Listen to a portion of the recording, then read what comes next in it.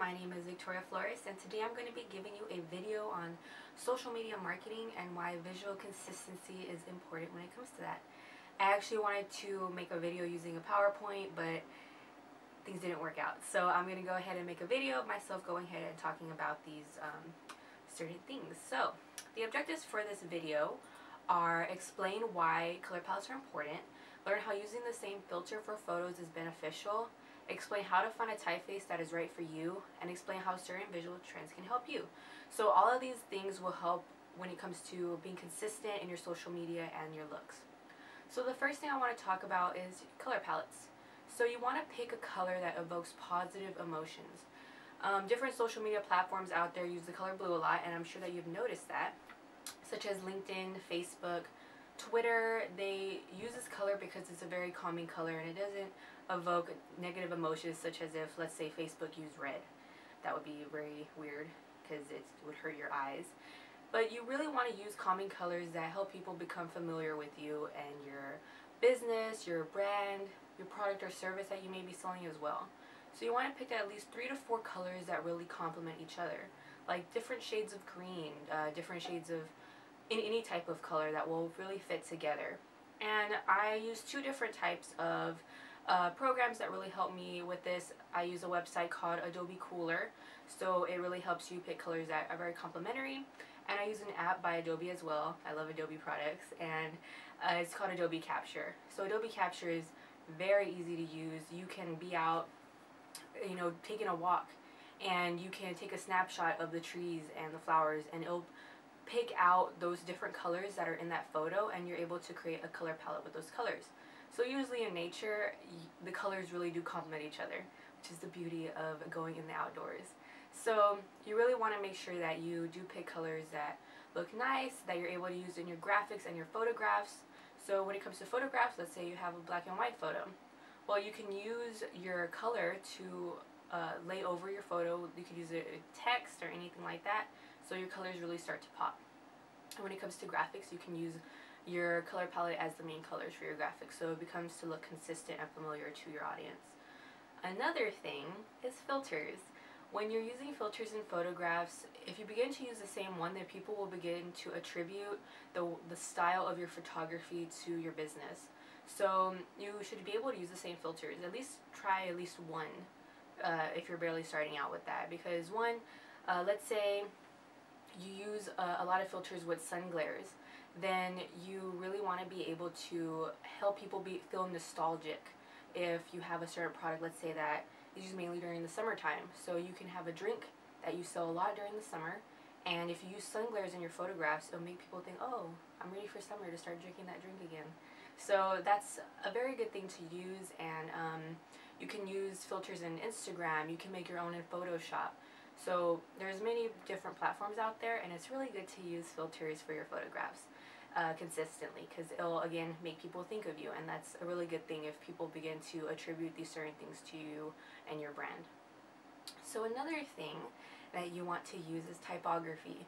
Typography is something that it's very easy to use across your blog, your websites, your social media when designing your graphics.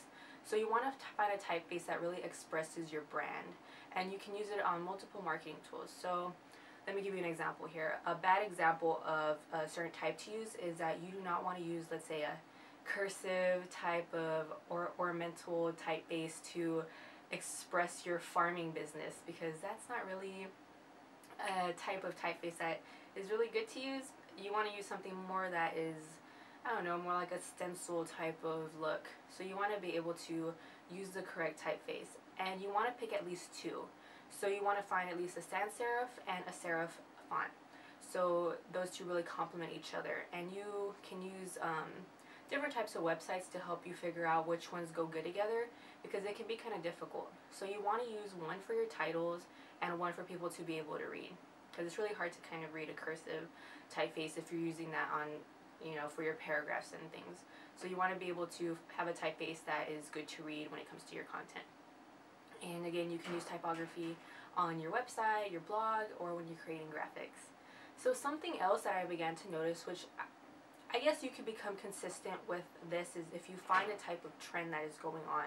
So something that is going on Instagram is that people are using the grid of Instagram and the tile to be able to make things look visually interesting.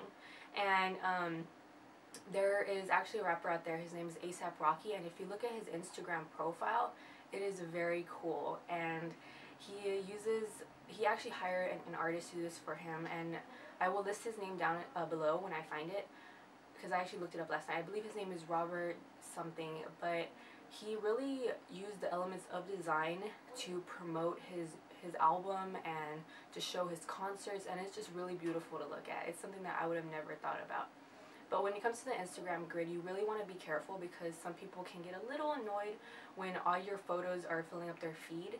So you want to do this at least, I would say, once a week or once every other week, because people can begin to get a little annoyed if, you know, let's say you have a banner with a bunch of black blocks and then you're trying to get your text in, and it would just, if you have 20 different types of Instagram pictures to post, it can get a little annoying, so be careful with that. But it is very good to find something that is visually interesting on social media and begin to use it. So like begin to use the Instagram feed, because then when people go to your profile and they see like, oh, you're having a sale 50% off on this product, people can see it really big and they don't have to be looking at the tiny little photos to see what you're promoting. So that is an example of a trend, so be on the lookout for those. I will try to make videos about different trends that are happening.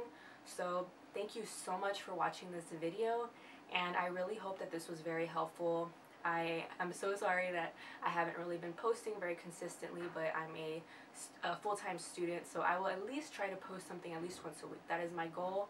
So please be on the lookout, and thank you so much for watching this video. Please leave any comments, suggestions, or any questions that you may have over any of this, or if you'd like me to provide more information on something that I talked about during this video.